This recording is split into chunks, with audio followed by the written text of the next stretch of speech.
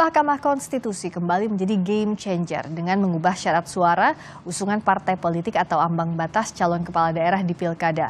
Mulai dari 6,5% dari daftar pemilih tetap hingga yang tertinggi 10% dari DPT. Apa dampaknya ke tahapan Pilkada yang sedang berlangsung? Kami bahas bersama Said Salahuddin, Ketua Tim Kuasa Hukum Partai Buruh sebagai pemohon. Bergabung juga Ferry Amsari, peneliti Pusat Studi Politik Hukum Kepemiluan dan Demokrasi atau POSDEM. Selamat malam, Bang Ferry, juga Bang Said. Selamat malam. Malam.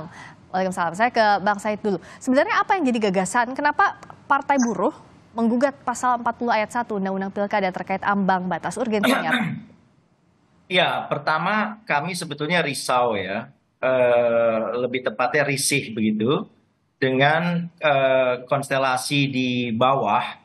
Ini kita bicara pilkada se-Indonesia gitu ya. Kami di Partai Buruh sudah melihat setelah pasca hasil pilkada putusan MK, pileg itu hasil putusan MK sudah keluar semua, lalu mulai terjadi upaya-upaya untuk memborong partai oleh paslon tertentu begitu ya. Nah, ini tentu bertentangan dengan prinsip-prinsip Partai Buruh yang mengedepankan cita demokrasi. Nah, kami nggak ingin pilkada itu justru menjauhkan kita dari tujuan besar untuk membangun demokrasi yang sehat. Nah, oleh sebab itu, dalam rangka itu maka kami melihat ada potensi untuk ada kerugian konstitusional yang kami alami ketika kebetulan kami tidak punya kursi di sejumlah daerah. Nah, itu menjadi tidak adil jika dibandingkan dengan parpol yang punya kursi. Oke, Bang Said, kalau sekarang kan sudah dikabulkan untuk yang tidak ada kursi berkemungkinan untuk maju. Nah, apakah ini akan mengubah peta politik Partai Buruh? Apa yang akan dilakukan setelah ini langkahnya? Ya, saya kira bukan cuma Partai Buruh ya, banyak partai-partai lain juga tentu saya kira akan menyikapi putusan MK ini dengan strategi baru gitu. Karena kan dengan ruang ini maka paslon atau calon-calon yang kemarin barangkali potensial diminati oleh masyarakat karena nggak dapat tiket, dia batal melaju. Tapi dengan kesempatan yang sekarang syaratnya menjadi lebih rendah, thresholdnya, maka jadi saja ada partai yang kemudian berminat untuk mengusung si paslon tersebut. Dampaknya adalah calon-calon yang muncul di pilkada itu jumlahnya bisa lebih dari aturan sebelumnya. Nah, jumlah yang lebih ini membuat masyarakat mempunyai pilihan-pilihan alternatif.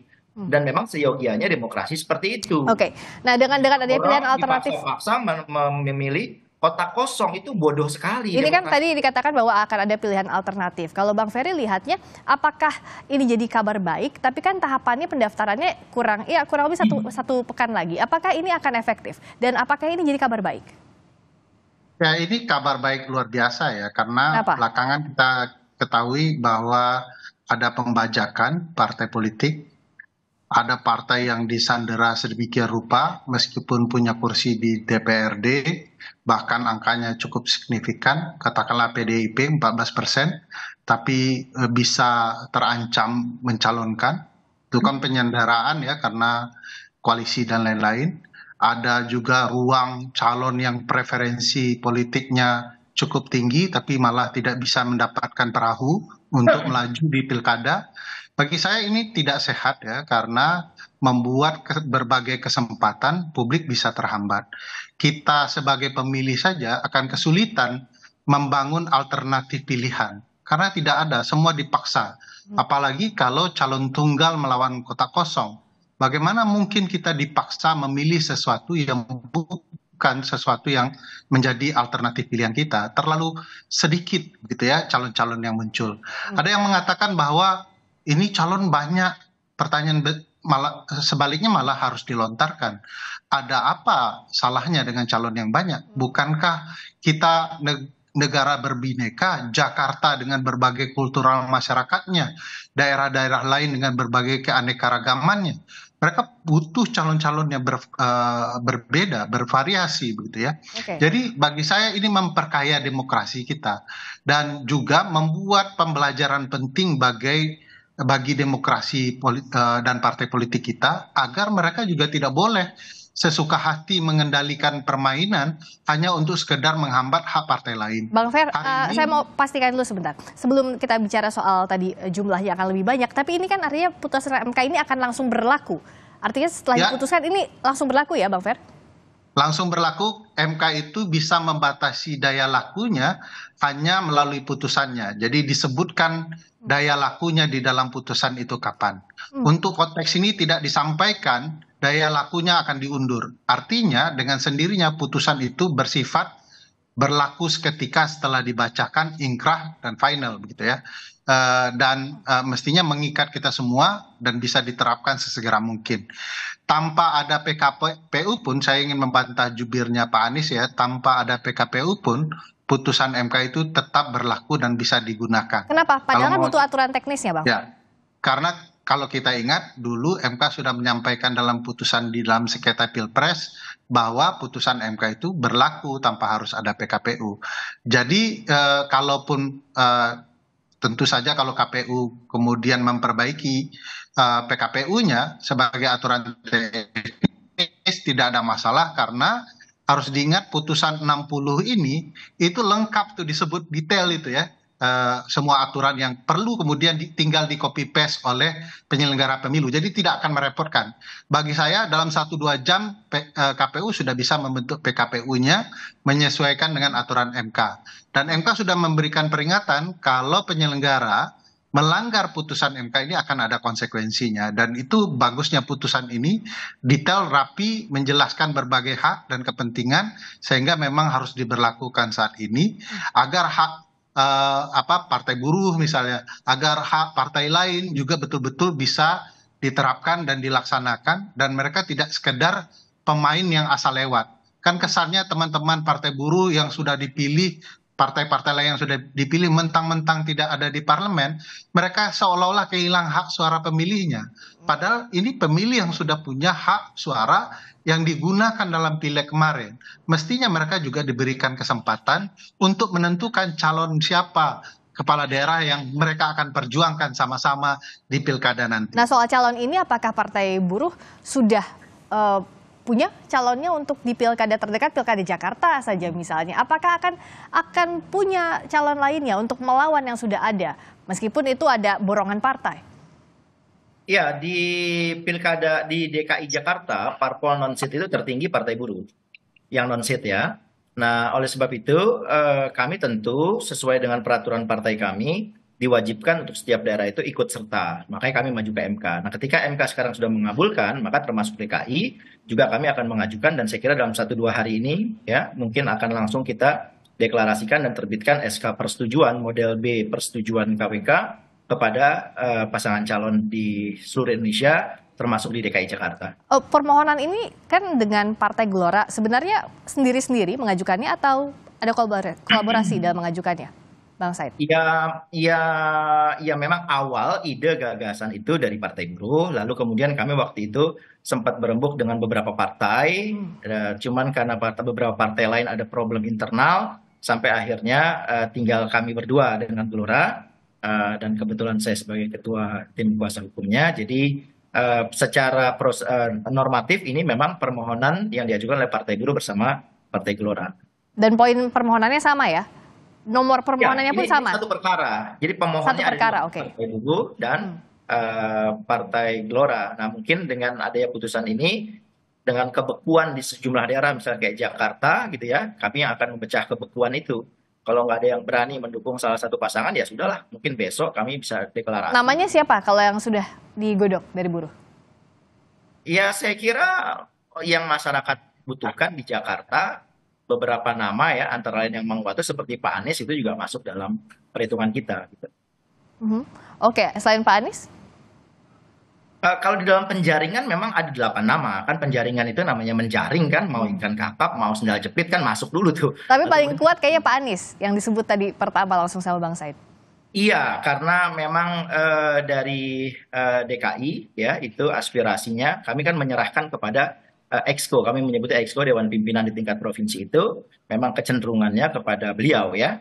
Tentu saya tidak mau mendahului keputusan partai, tetapi memang arah anginnya ke beliau. Bang Ferry melihatnya, karena ini langsung berlaku, kalaupun belum ada, kalau deklarasi koalisi kan sudah ada dari partai politik, gabungan besar partai politik Kim Plus. Tapi kalaupun belum didaftarkan ke KPU, apakah masih ada kemungkinan bahwa masih bisa pecah juga parpol-parpol yang sudah deklarasi itu, Bang Fer, kalau lihat dari aturan ini? Yang masih sangat terbuka perubahan ya pasca putusan 60 ini, sebab tentu saja bacaan politik bisa sangat berubah setelah putusan Mahkamah Konstitusi, karena perhitungan politiknya akan berganti.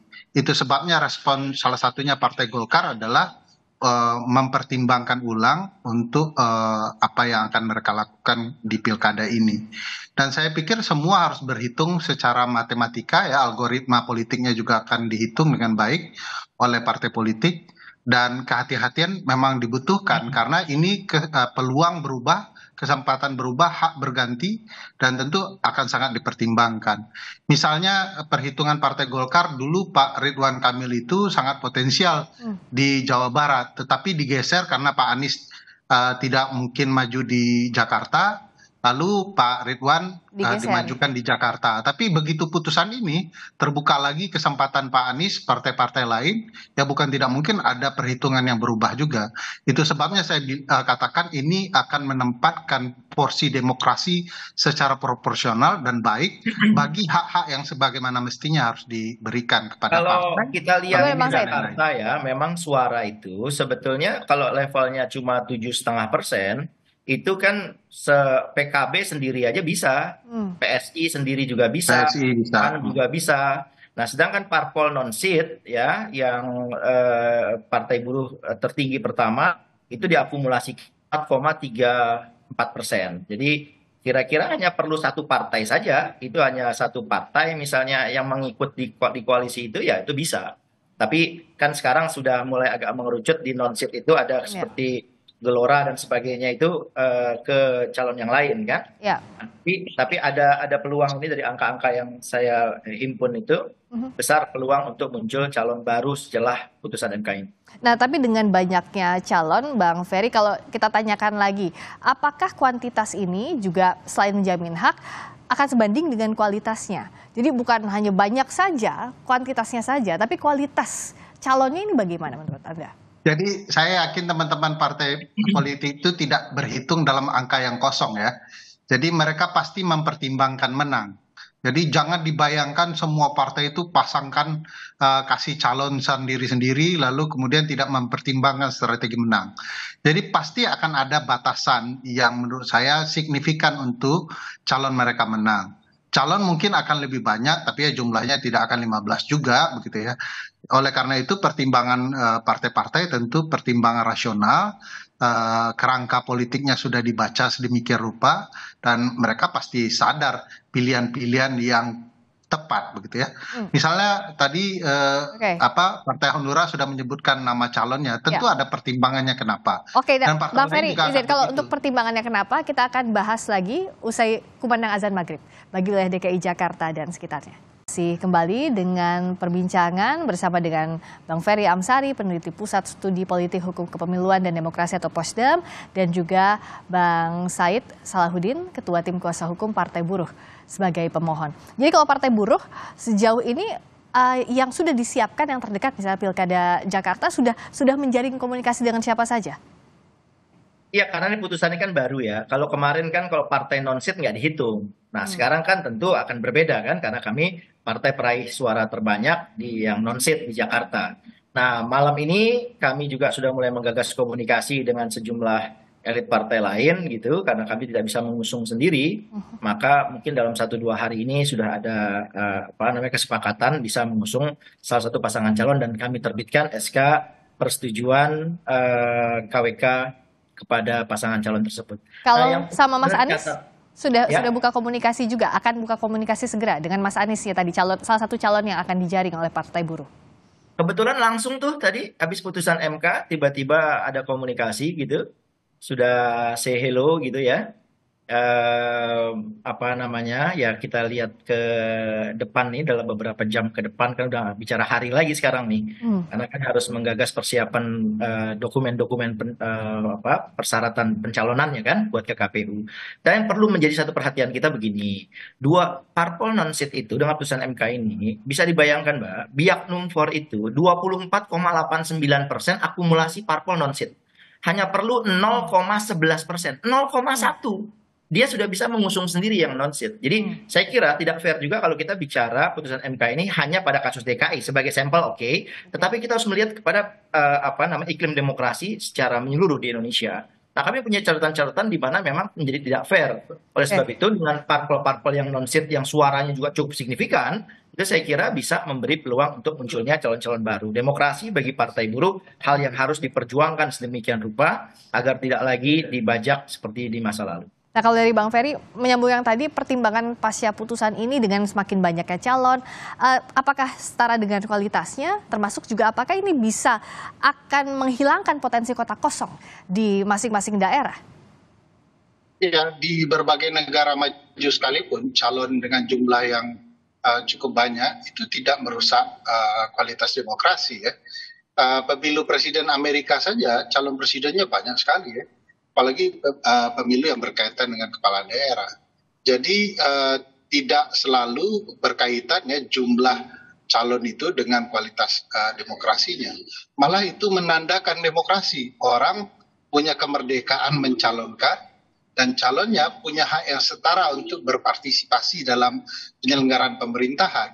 Kalau calon yang dibatasi itu baru yang merusak demokrasi dan kualitas demokrasi kita, karena esensinya itu akan mudah dipermainkan dan negosiasi politiknya hanya akan terletak pada pihak yang memiliki jumlah kursi terbanyak yang partainya dominan. Jadi ini malah membuka keran demokrasi jauh-jauh lebih baik. Ada game changer rules yang baru diterbitkan. Kita akan lihat bagaimana peta politik di masing-masing daerah, terutama provinsi, daerah-daerah yang jadi sorotan, di antaranya DKI Jakarta dalam waktu dekat ini. Dalam waktu tidak banyak, 1 pekan lagi kurang lebih pendaftaran akan dimulai. Terima kasih Bang Said Salahuddin, Ketua Tim Kuasa Hukum Partai Buruh sebagai pemohon. Terima kasih juga Bang Ferry Amsari, Peneliti Pusat Studi Politik, Hukum Kepemiluan dan Demokrasi, Posdem.